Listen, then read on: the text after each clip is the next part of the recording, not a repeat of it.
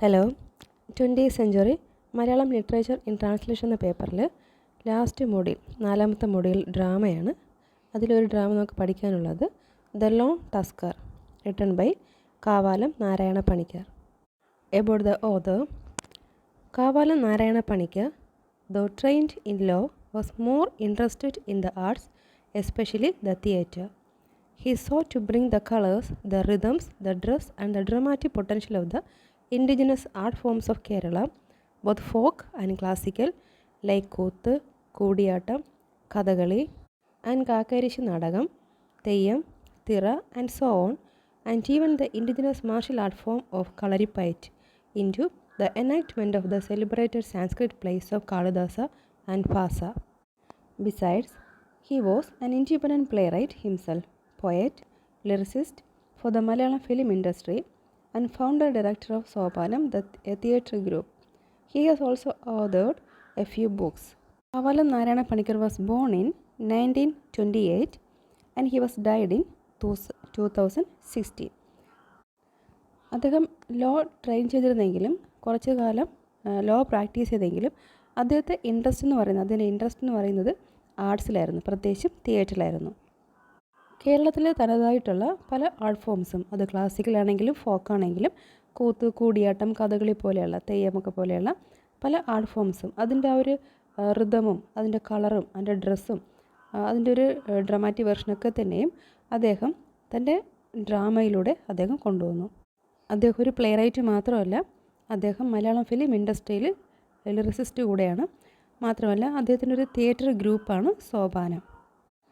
Some of the works that he has gained worldwide fame for are his adaptations of Shakuntalam, Karnabharam, Vikramoorvashiyam, Swapna Vasavadattam, etc., and his own plays like Avanavan Kadamba, Devatar, Shakti, Ottayan, and so on.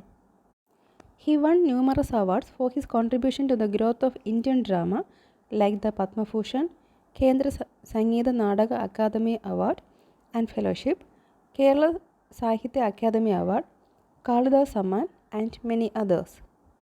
അദ്ദേഹത്തിൻ്റെ കൃതികളായിട്ടുള്ള നാടകങ്ങളായിട്ടുള്ള അവനവൻ കടമ്പ, ദേവതാർ, ശക്തി, ഒറ്റയാൻ തുടങ്ങിയ ഡ്രാമകൾക്ക് പുറമേ തന്നെ അദ്ദേഹം പല adaptations എടുത്തിട്ടുണ്ട്. ശാകുന്തളം പോലെയുള്ള പല വർക്കുകളുടെ അഡാപ്റ്റേഷൻസ് അദ്ദേഹം എടുത്തിട്ടുണ്ട്.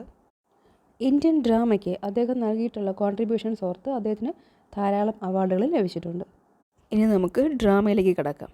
ദ ലോൺ ടസ്കർ, ഒറ്റയാൻ ബൈ KN പണിക്കർ. ഡ്രാമ തുടങ്ങുന്നത് ഇങ്ങനെയാണ്. Chakyar enters. The Chakyars form a community of artist who perform the Koothu and Koodiyattam plays in the Koothambalams of Kerala temples. He carries a knapsack on his back. He appears to be on a long journey. ഈ ഡ്രാമയിലെ ഒന്നാമത്തെ character എന്ന് പറയുന്നത് ചാക്യാരാണ്. അദ്ദേഹം വന്ന ഉടനെ തന്നെ അദ്ദേഹത്തിൻ്റെ തോളൊരു ഭാണ്ഡമുണ്ട്. ഈ ചാക്യാർ എന്ന് പറയുന്നത് അദ്ദേഹത്തെ പരിചയപ്പെടുത്തുന്നത് ഇങ്ങനെയാണ്. My name is Parameswaran. അദ്ദേഹം ആർട്ട് ഓഫ് സ്പീച്ചിൽ വെൽ വേഴ്സ്ഡ് ആണെന്ന് പറഞ്ഞിട്ടാണ് ഓഡിയൻസിനോട് അദ്ദേഹം സംസാരിക്കുന്നത്. അദ്ദേഹം പറയുന്നുണ്ട് താനൊരു വളരെ എൻജോയബിൾ ആയിട്ടുള്ളൊരു സ്റ്റോറി തൻ്റെ ഓഡിയൻസിന് വേണ്ടി പറയാനാണ് വന്നത്. ചാക്യാർ പറയുന്നത് താൻ പറയാൻ പോകുന്ന കഥ ഒരു ലോകധർമ്മി പ്ലേ ആണ്. അത് വളരെ റിയലിസ്റ്റിക് ആയിട്ടുള്ള സംഭവിക്കാവുന്ന ഒരു റിയൽ ഇൻസിഡൻ്റ് ആയിട്ട് കണക്ട് ചെയ്യാൻ പറ്റുന്ന ഒരു കഥയാണ് താൻ പറയാൻ പോകുന്നത്. എന്നാൽ അദ്ദേഹം വളരെ റിയലിസ്റ്റിക് ആയിട്ടല്ല അത് പ്രസൻറ്റ് ചെയ്യാൻ ഉദ്ദേശിക്കുന്നത്. അതിനെ ഒരു നാട്യധർമ്മി പ്ലേ ആയിട്ട്, അതായത് അതിനകത്ത് കുറച്ച് എംബലിഷ്മെൻറ്റ്സും കുറച്ച് ഓർണമെൻറ്റ്സൊക്കെ ആഡ് ചെയ്തിട്ട് കേൾക്കുന്നവർക്ക് വളരെ ഇൻട്രസ്റ്റിംഗ് ആകുന്ന രീതിയിലാണ് താൻ കഥ പറയാൻ ഉദ്ദേശിക്കുന്നത്. ചാക്യാർ പറയുന്നത് അത് തൻ്റെ തന്നെ കഥയെന്നാണ്. അതായത് ഇത് ആരുടെ കഥ വേണമെങ്കിലാകാം. ഈ ഡ്രാമയുടെ ഇടയ്ക്ക് തന്നെ അദ്ദേഹം വേഴ്സ് ഫോമിലും സംസാരിക്കുന്നുണ്ട്. അദ്ദേഹം തൻ്റെ കഥ ഇങ്ങനെയാണ് പറയുന്നത്. ഇത് ശരിക്കൊരു പ്ലേ വിത്തിൻ എ പ്ലേ എന്ന് പറയാം, അല്ലെങ്കിൽ A play about writing play എന്ന് പറയാം. ഒരു ക്രിയേറ്റീവ് റൈറ്ററിനെ കുറിച്ചുള്ളൊരു കഥയാവാം, അല്ലെങ്കിൽ തൻ്റെ ഒരു അഡ്വഞ്ചർ തേടി പോകുന്ന ഏതൊരു മനുഷ്യനെയും കുറിച്ചുള്ളൊരു കഥയാണ്. ചാക്യാർ തൻ്റെ കഥ പറയുന്നത് ഇങ്ങനെയാണ്. താൻ ഒരു കാട്ടിൽ, ഇപ്പോൾ അദ്ദേഹം നിൽക്കുന്നത് ഒരു കാട്ടിലാണ്. അദ്ദേഹം ഒരു പ്രോഗ്രാം കഴിഞ്ഞതിന് ശേഷം, ഒരു കൂത്ത് കഴിഞ്ഞതിന് ശേഷം തൻ്റെ ഭാര്യയോട് അദ്ദേഹം വഴക്കിടുന്നുണ്ട്. അപ്പോൾ ഭാര്യ നങ്ങിയരാണ് കുഴിത്താളം ഉപയോഗിക്കുന്നത്. അപ്പോൾ അവളുടെ റിതം കറക്റ്റ് അല്ലാത്തതുകൊണ്ട് അവരുമായിട്ട് അദ്ദേഹം പിണങ്ങുന്നുണ്ട്. അപ്പോൾ പിണങ്ങിയതിന് ശേഷം അദ്ദേഹം അവിടെ നിന്ന് ഇറങ്ങി പോവുകയാണ്. അപ്പോൾ പുതിയൊരു ലോകം അന്വേഷിച്ച് ഇറങ്ങി പോകുന്ന മനുഷ്യൻ ചെന്ന് എത്തിച്ചേരുന്നത് ഒരു കാട്ടിലാണ്. പക്ഷെ അവിടെ വന്നപ്പോഴേക്കാണ് അദ്ദേഹത്തിന് മനസ്സിലായത് വഴി തെറ്റിയിരിക്കുന്നു. മാത്രമല്ല ഒരു ആനക്കൂട്ടത്തെ അയാൾ മുന്നിൽ കാണുന്നുണ്ട്. ഇതൊക്കെ അതിനകത്ത് ഈ ചാക്യാരായിട്ട് അദ്ദേഹം അതൊക്കെ ഇനാക്ട് ചെയ്യുന്നുണ്ട്. അപ്പോൾ ഈ ആനക്കൂട്ടത്തിന് അടുത്തായിട്ട് കുറച്ച് മാറി ഒരു ഒറ്റയാനെ കാണുന്നുണ്ട്. അപ്പോൾ അദ്ദേഹം ശരിക്കും പേടിക്കുന്നു. അപ്പോൾ ഒറ്റയൻ ഇയാളുടെ അടുത്തേക്ക് വരുന്നു. അപ്പോൾ ആ ഒറ്റയാനെ പറ്റിക്കാനായിട്ട് ഇദ്ദേഹം എന്ത് ചെയ്യുന്നു, ഒരു ആനയായിട്ട് തന്നെ ആക്ട് ചെയ്യുന്നു. അപ്പോൾ അങ്ങനെ അതങ്ങ് മാറിപ്പോകുന്നു. അപ്പോൾ ഈ സമയത്തൊരു എന്താണ് സ്റ്റേജിൻ്റെ പുറകിലായിട്ട് ഡ്രമ്മിൻ്റെയൊക്കെ സൗണ്ട് മ്യൂസിക് ബാക്കിൽ കേൾക്കുന്നുണ്ട്. അപ്പോൾ അദ്ദേഹം ആനയായിട്ട് തന്നെ ഇങ്ങനെ എനാക്ട് ചെയ്തുകൊണ്ടിരിക്കുന്ന സമയത്താണ് ഒരു മനുഷ്യൻ അങ്ങോട്ടേക്ക് വരുന്നത്. അദ്ദേഹത്തെ പറഞ്ഞത് വുഡ്സ്മാൻ, ഒരു കാട്ടിൽ ജീവിക്കുന്ന ഒരു മനുഷ്യൻ അങ്ങോട്ടേക്ക് വരുന്നുണ്ട്. ആ വുഡ്സ്മാൻ വന്നിട്ട് ചോദിക്കുന്നത് ഇങ്ങനെയാണ്, are you an elephant you wretched fellow? Chakyar, yes I am a lone tusker in rut that has lost its way. അപ്പോൾ ഇത് കേൾക്കുന്ന വുഡ്സ്മാൻ പറയുന്നത്, നിങ്ങളിപ്പോൾ മതമിളകി നിൽക്കുകയാണോ, അങ്ങനെയെങ്കിൽ നിന്നെ ഞാൻ ചങ്ങലക്കിരട്ടെ എന്ന് പറഞ്ഞതിന് ശേഷം ചാക്യാരെ അടിക്കാൻ തുടങ്ങുന്നു. അപ്പോൾ ചാക്യാർ പറഞ്ഞ് എന്നെ ഉപദ്രവിക്കരുത്, അടിക്കരുത്, ഞാൻ വഴിതെറ്റി വന്നതാണ് എന്നൊക്കെ പറയുന്നുണ്ട്. ഈ സമയത്താണ് ചാക്യാരുടെ തോളിലിരുന്ന ആ ഒരു ഭാണ്ഡം ഇയാൾ കാണുന്നത്. അതിനെപ്പറ്റി ചോദിക്കുന്നുണ്ട് അതെന്താണ്. അപ്പോൾ ഇയാൾ പറയുന്നുണ്ട് അതൊരു നാപ്സ്നാക്കാണ്, എല്ലാവരുടെയും കയ്യിലുള്ളതുപോലെ ഒരു സാധനമാണെന്നൊക്കെ പറയുന്നുണ്ട്. അപ്പോൾ അതിനെ താഴെ വയ്ക്കാനായിട്ട് പറയുന്നു. അതിനുശേഷം ഈ വുഡ്സ്മാൻ മുന്നോട്ടേക്ക് നടത്തിക്കൊണ്ട് പോവുകയാണ്. തൻ്റെ ഡൊല്ലിങ് പ്ലേസിലേക്ക് പോകാമെന്ന് പറഞ്ഞിട്ട് മുന്നോട്ടേക്ക് കൊണ്ടുപോകുന്നുണ്ട്. ചാക്യാരെ കൊണ്ടുപോകുന്നത് മൂപ്പനായിട്ട് അടുത്തേക്കാണ്, ചീഫ്റ്റൻ അല്ലെങ്കിൽ അവിടുത്തെ കാട്ടിലെ മൂപ്പൻ്റെ അടുത്തേക്കാണ് കൊണ്ടുപോകുന്നത്. ഈ രണ്ടാമത് വന്ന മനുഷ്യൻ എന്ന് പറയുന്നത്, മൂപ്പൻ എന്ന് പറയുന്ന ആ ഒരു മനുഷ്യൻ, അദ്ദേഹം കുറച്ചൊരു ഡ്രെഡ്ഫുള്ളാണ്. ആദ്യം കണ്ട മനുഷ്യനേക്കാളും കുറച്ച് ഡ്രെഡ്ഫുള്ളായിരുന്നു. അപ്പോൾ അവർ രണ്ടുപേരും കൂടെ പ്ലാൻ ചെയ്യുന്നത് ഈ ചാക്യാരെ കാളിക്ക് വേണ്ടിയിട്ട് ബലി കൊടുക്കാനായിട്ടായിരുന്നു. അപ്പോൾ അതിനുള്ള തയ്യാറെടുപ്പൊക്കെ അവർ നടത്തും. ഒരു വാളെടുത്തിട്ട് ഇയാളെ ചാക്യാരെ കുനിച്ച് നിർത്തിയിട്ട് വെട്ടാനൊക്കെ ആയിട്ട് അങ്ങനെ അവർ തയ്യാറെടുക്കുകയാണ്. ഈ സമയത്താണ് മൂപ്പൻ അറിയാതെ ഭാണ്ഡം കാണുന്നത്. അപ്പോൾ നിർബന്ധിച്ച് അതിനെ അഴിക്കാനായിട്ട് പറയുന്നു. അതിനകത്തിരിക്കുന്നതൊക്കെ എന്താണെന്ന് നോക്കാനായിട്ട് പറയുന്നു. അങ്ങനെ അതിനകത്തുനിന്ന് പലതും ഇദ്ദേഹം പുറത്തെടുക്കുന്നുണ്ട്. അങ്ങനെ ഈ ഭാണ്ഡത്തിനകത്ത് നിന്ന് അയാളുടെ കുഴുത്താളം കിട്ടുന്നുണ്ട്. അപ്പോൾ ചാക്യാർ പറഞ്ഞു ഇതെങ്ങനെയാണ് ഇതിനകത്ത് വന്നതെന്ന് അറിയില്ല, തൻ്റെ ഭാര്യ ഉപയോഗിച്ചിരുന്നതായിരുന്നു.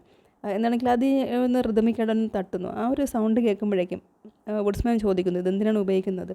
അപ്പോൾ ചാക്യാർ പറയുന്നുണ്ട് അത് താളം ഇടാനായിട്ട് ഉപയോഗിക്കുന്ന ഒരു ഇൻസ്ട്രുമെൻ്റാണ്. കുറച്ച് സമയം ഈ ഒരു കുഴുത്താളം മുഴക്കിക്കൊണ്ട് അവരൊരു ഡാൻസൊക്കെ ചെയ്യുന്നുണ്ട്. അങ്ങനെ കുറേ സമയം ഡാൻസ് ചെയ്തതിന് ശേഷം മൂപ്പനാർ ആ ഒരു ഡാൻസിൽ നിന്ന് പുറത്തേക്ക് വന്നിട്ട് അതൊക്കെ അതിനെ സ്റ്റോപ്പ് ചെയ്യാൻ പറയുന്നു. അപ്പോൾ ഈ സമയത്ത് ചാക്യാർ ചോദിക്കുന്നു നിങ്ങൾ എന്താണ് ഉദ്ദേശിക്കുന്നത്, നിങ്ങൾ എന്താണ് ചെയ്യാൻ പോകുന്നത്. അപ്പോൾ മൂപ്പനാർ പറയുന്നുണ്ട് മദർ കാളിയമ്മയ്ക്ക് നിങ്ങളുടെ ബ്ലഡ് ആവശ്യമാണ്, നിങ്ങളെ ബലി കൊടുക്കാനായിട്ട് പോവുകയാണ്. അപ്പോൾ ചാക്യാർ പറയുന്നു ഇതിനേക്കാളും നല്ലത് ഏതെങ്കിലും മൃഗങ്ങൾ വന്ന് എന്നെ തിന്നുന്നതായിരുന്നു. ഈ സമയത്ത് മൂപ്പനാർ ചാക്യാരോട് ചോദിക്കുന്നുണ്ട് ശരിക്കും നീ ആരാണ്, എന്താണ് നിൻ്റെ തൊഴിലെന്ന് ചോദിക്കുന്നു. അപ്പോൾ ചാക്യാർ പറഞ്ഞു ഡ്രാമ. മൂപ്പനാർ പറയുന്നുണ്ട് അങ്ങനെയെങ്കിൽ ചെറിയ ഒരു ഡ്രാമ ചെയ്യൂ. അപ്പോൾ ചാക്യാർ പറയുന്നത് അങ്ങനെ പറയുന്ന സമയത്ത്, അങ്ങനെ തോന്നുന്ന സമയത്തൊന്നും ചെയ്യാൻ പറ്റുന്നതല്ല, ഡ്രാമ അങ്ങനെ ചെയ്യാൻ പറ്റില്ല. മൂപ്പനാർ പറയുന്നത് നീ അത് പെർഫോം ചെയ്തില്ലെങ്കിൽ നിന്നെ ഇപ്പോൾ കൊല്ലും. അപ്പോൾ ഈ ചാക്യാർ ഈ സമയത്ത് ഈ വൈൽഡ് വുഡ്സ്മാനെ രണ്ടുപേരെയും വൈൽഡ് ക്യാറ്റ്സ് എന്ന് വിളിക്കുന്നു. ഇത് കേട്ട് ദേഷ്യം വന്നിട്ട് മൂപ്പനാർ പറയുന്നത് നീ ഇപ്പോൾ കൊല്ലും, അല്ലെങ്കിൽ നീ ഡ്രാമ പെർഫോം ചെയ്യാമെന്ന് പറയുന്നു. ഒടുവിൽ നിവൃത്തിയില്ലാതെ ചാക്യാർ പറയുന്നുണ്ട് ശരി ഞാൻ ഡ്രാമ പെർഫോം ചെയ്യാം, പക്ഷേ നിങ്ങളത് കാണാനായിട്ട്, നിങ്ങളത് എൻജോയ് ചെയ്യാനായിട്ട് റെഡിയാണോ? മൂപ്പനാർ പറയുന്നു ഞാൻ റെഡിയാണ്. വുഡ്സ്മാനും പറയുന്നു ഞാനും റെഡിയാണ്. അപ്പോൾ ചാക്യാർ പറഞ്ഞത് then half the work is over, അങ്ങനെയാണെങ്കിൽ പകുതി ജോലി കഴിഞ്ഞു, ഇനി ഞാനിത് ചെയ്യാം. ചാക്യാർ പറയണ അങ്ങനെയാണെങ്കിൽ നിങ്ങളൊരു കാര്യം ചെയ്യുക, വളരെ ക്ലോസ് ആയിട്ട് നിങ്ങൾ എന്നെ നല്ലതുപോലെ ഒന്ന് വാച്ച് ചെയ്തിരിക്കുക.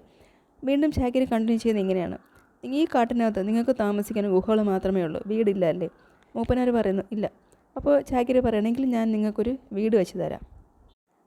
ചാക്യാർ വീട് വയ്ക്കുന്നതായിട്ടൊക്കെ അവിടെ തറ വൃത്തിയാക്കുന്നതായിട്ടും അവിടെ കുഴിയെടുക്കുന്നതായിട്ടും കല്ല് കൊണ്ട് വയ്ക്കുന്നതായിട്ടും തടി വെട്ടുന്നതായിട്ടൊക്കെ ആക്ട് ചെയ്യുന്നുണ്ട്. അതിൻ്റെ ഒപ്പം തന്നെ ഈ രണ്ടുപേരും കൂടെ കൂട്ടുന്നുണ്ട്. അവരറിയാതെ തന്നെ അവരും ഈ ഒരു ആക്ടിൻ്റെ ഭാഗമായി തീരുന്നു. വളരെ ഭാരപ്പെട്ട് തടിയൊക്കെ ഒരു പൊക്കിയെടുക്കുന്നത് പോലെ ചാക്യാർ ആക്ട് ചെയ്യുന്നത് പോലെ അവർ അതുപോലെ ആക്ട് ചെയ്യുന്നു. ശരിക്കും പറഞ്ഞാൽ ഇവരറിയാതെ തന്നെ ചാക്യാർ അവരെ വേറൊരു ലോകത്തേക്ക് കൊണ്ടുപോയായിരുന്നു. അവരുടെ ഉദ്ദേശം പോലും അവർ മറന്ന് ചാക്യാരുടെ ഒരു എനാക്ട്മെൻറ്റിലേക്ക് അവർ മുഴുകി ആ ഒരു ഡ്യൂട്ടി ചെയ്തുകൊണ്ടിരിക്കുകയായിരുന്നു. ഈ സമയത്ത് ചാക്യാർ ഓഡിയൻസിനോട് പറയുന്നു ഡ്രാമ കഴിഞ്ഞിരിക്കുകയാണ്, നിങ്ങൾക്ക് പോകാം. ഇങ്ങനെ പറഞ്ഞിട്ടാണ് ആ ഡ്രാമ എൻഡ് ചെയ്യുന്നത്. ടെക്സ്റ്റിനകത്ത് തന്നിരിക്കുന്ന സമ്മറി വായിച്ച് നോക്കാം. ദ ലോൺ ടസ്കർ ഒറ്റയാൻ, translated by K.S. Narayana Pillai, is at the most fundamental level a self-reflexive play in the sense that it exposes itself as fiction. The readers or audience or spectators are not permitted to suspend their disbelief and absorb the story as a slice of real life. Rather, they are reminded that what they are about to hear and see is an enactment of a thoroughly enjoyable story. The actor tells his audience that he has a choice between Logatharmi and the Natyatharmi modes to present his story. He opts for the latter because he has been voice trained for it. Besides, the audience he knows will definitely prefer an artistic representation of a story rather than an unadorned version. He also admits that the presentation tells the story of his life and therefore it is everybody's life too. In between the dramatic enactment of the plot also, he addresses the audience, talks about his histrionic talents, draws the attention of the audience to the other characters in the play, and finally instructs the audience to leave the theatre as he sings the Bharatavakyam, the final benedictory verse or epilogue of a play. Kavalam Narayana Panicker എഴുതിയിട്ടുള്ള ഒറ്റയൻ the lone tusker എന്ന ഈ play translate ചെയ്തത് KS നാരായണപിള്ളയാണ്. ഇതൊരു self reflexive play ആണ്. ഇതിന് നമുക്കൊരു play within the play എന്ന് പറയാം, അല്ലെങ്കിൽ പ്ലേ എബൌട്ട് പ്ലേ റൈറ്റിംഗ് എന്ന് പറയാം. ഇതിലെ കഥയെ ഒരു റിയൽ ലൈഫ് ഇൻസിഡൻ്റായിട്ട് എടുക്കേണ്ടതെന്നാണ് അതിലെ പ്രൊട്ടാഗണിസ്റ്റ് പറയുന്നത്. പകരം എന്ത് ചെയ്യുക, അതൊരു എൻജോയബിൾ സ്റ്റോറിയായിട്ട് കൺസിഡർ ചെയ്താൽ മതി. അത് ഇടയ്ക്കിടയ്ക്ക് ആ പ്രൊട്ടാഗണിസ്റ്റ് പറയുന്നുമുണ്ട്. ഡ്രാമ തുടങ്ങുന്ന സമയത്ത് ആ ചാക്യാർ പറയുന്നുണ്ട്, രണ്ട് രീതിയിൽ, രണ്ട് മോഡിൽ നമുക്ക് ഈ സ്റ്റോറി പ്രസൻറ്റ് ചെയ്യാം. ലോകധർമ്മി എടുക്കാം, അല്ലെങ്കിൽ നാട്യധർമ്മി. ലോകധർമ്മി എന്ന് പറയുന്നത് റിയലിസ്റ്റിക് ഉള്ളൊരു പ്രസൻറ്റേഷൻ, നാട്യധർമ്മി എന്ന് പറയുന്നത് സ്റ്റൈലിസ്റ്റിക് ആയിട്ടുള്ള, അല്ലെങ്കിൽ കുറച്ച് എംബ്രിഷ്മെൻറ്റ്, ഒരു ഓർണമെൻ്റൽ ആയിട്ടുള്ള രീതിയിലുള്ളൊരു പ്രസൻറ്റേഷൻ. അത് രണ്ടാമത്താണ് അദ്ദേഹം എടുക്കുന്നത്, കാരണം ഓഡിയൻസിനും അതായിരിക്കും കേൾക്കാനായിട്ട് താല്പര്യം. മാത്രമല്ല അദ്ദേഹം ആ ഒരു രീതിയിലൊരു പ്രസൻറ്റേഷൻ അദ്ദേഹം വെൽ ട്രെയിൻഡ് ആണ്. ഇതിനകത്ത് പറയുന്ന കഥയെന്ന് പറയുന്നത് ജീവിതത്തെക്കുറിച്ചുള്ള കഥയാണ്. അതുകൊണ്ട് തന്നെ ഇത് ഏതൊരു വ്യക്തിയുടെയും ജീവിതത്തെക്കുറിച്ചുള്ള ഒരു സ്റ്റോറി ആയിരിക്കും. ലൈഫിൽ അഡ്വഞ്ചർ ആഗ്രഹിക്കുന്ന, അല്ലെങ്കിൽ ഒരു പുതിയ ഒരു വഴി തേടുന്ന ഏതൊരു വ്യക്തിയുടെയും കഥയായിട്ട് നമുക്കിതിനെ കമ്പയർ ചെയ്യാം. ഡ്രാമ നടക്കുന്ന സമയത്ത് തന്നെ ചാക്യാർ ഇടയ്ക്കിടയ്ക്ക് തൻ്റെ കഴിവുകളെക്കുറിച്ച് പറയുന്നുണ്ട്. അദ്ദേഹം ഓഡിയൻസിനോട് ഡയറക്റ്റ് സംസാരിക്കുന്നുണ്ട്.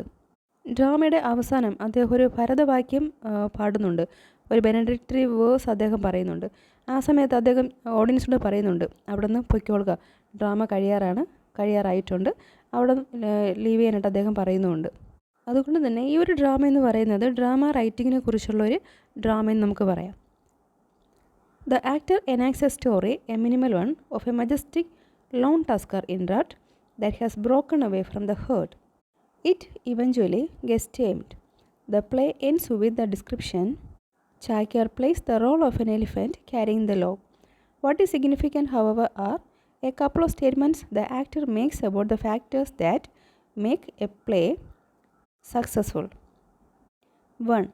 It is impossible to do drama as and when you ask me to. It requires some preparation. 2. Both of you must at least be ready to see it. Watch me closely with your whole mind involved in the performance. That is, the audience or spectator should be in a receptive mood. 3. That is indeed very hard labor. How can I do it alone? I am only a loner. Please join in this task. What all these statements essentially mean is that no creative artist or artist can pull off a work on his or her own. It requires natural aptitude, training, solitude, inspiration, and preparation before anything worthwhile can be created. But even after all these have been taken care of, the end product can be successful only if the listeners or spectators take interest in it and participate in the co-production of meaning. In that sense, a creator, however powerful, like a tusker, is always a loner. Drama റൈറ്റിങ്ങിൽ അല്ലെങ്കിൽ drama പ്രസൻറ്റേഷനകത്ത് ഒരു ആക്ടറുടെ role എന്താണ് എന്നുള്ളത് അദ്ദേഹം കുറച്ച് കാര്യങ്ങൾ പറയുന്നുണ്ട്. അതിൽ ചില എക്സാമ്പിൾസാണ് ഈ പറയുന്നത്. It is impossible to do drama as and when you as me to. It requires some preparation. അതുപോലെ തന്നെ എത്രത്തോളം എഫേർട്ട് എടുത്താണോ ആ ഒരു പ്രസൻറ്റേഷൻ നടത്തുന്നത്, അതുപോലെ തന്നെ ഓഡിയൻസിന് അവരുടേതായിട്ടുള്ളൊരു പാർട്ട് ചെയ്യാനുണ്ട്. അവരൊരു റിസപ്റ്റീവ് മൂഡിലായിരിക്കണം. ഈ ഒരു ഡ്രാമയിലൂടെ നമ്മുടെ റൈറ്റർ പറയുന്നത്, ഒരു ക്രിയേറ്റീവ് ആർട്ടിസ്റ്റിന് തൻ്റെ ഒരു വർക്ക് കംപ്ലീറ്റ് ചെയ്യണമെങ്കിൽ അതിന് അതിൻ്റേതായിട്ടൊരു നാച്ചുറൽ ആപ്റ്റിറ്റ്യൂഡ് വേണം, അതിന് ആവശ്യമായ ട്രെയിനിങ് വേണം, സോളിറ്റ്യൂഡ് വേണം, ഇൻസ്പിറേഷൻ കിട്ടണം, അതുപോലെ ഒരു പ്രിപ്പറേഷൻ ഉണ്ടാവണം. ഇതിനൊക്കെ തന്നെ ഉപരിയായിട്ട് അതിൻ്റെ ഒരു എൻഡ് പ്രോഡക്റ്റ് എന്ന് പറയുന്നത് അത് കാണുകയും കേൾക്കുകയും ചെയ്യുന്ന സ്പെക്ടേഴ്സ് അവർക്ക് അതിൽ നിന്ന് അവർ എക്സ്പ്രസ് ചെയ്യുന്ന ആ ഒരു ഇൻട്രസ്റ്റ് അത് എത്രത്തോളമാണ്, അവരുടെ പാർട്ടിസിപ്പേഷൻ എത്രത്തോളമാണ്, അവിടെ ഒരു കോ പ്രൊഡക്ഷൻ ഓഫ് മീനിങ്, രണ്ടുപേർക്കും ഈക്വൽ ആയിട്ടുള്ളൊരു ഇൻവോൾവ്മെൻറ്റ് ഉണ്ടെങ്കിൽ മാത്രമേ ഉദ്ദേശിക്കുന്ന ഒരു റിസൾട്ട് കിട്ടുകയുള്ളൂ. ഈ ഒരു സെൻസിലാണ് റൈറ്റർ പറയുന്നത് ഒരു ക്രിയേറ്റർ അയാൾ എത്രത്തോളം പവർഫുൾ ആണെങ്കിലും, ഒരു ടസ്കറിനെ പോലെ എത്രത്തോളം പവർഫുൾ ആണെങ്കിലും അയാളൊരു ലോണറാണ്. സോ ഡ്രാമ എല്ലാവർക്കും മനസ്സിലായെന്ന് വിചാരിക്കുന്നു. Thank you.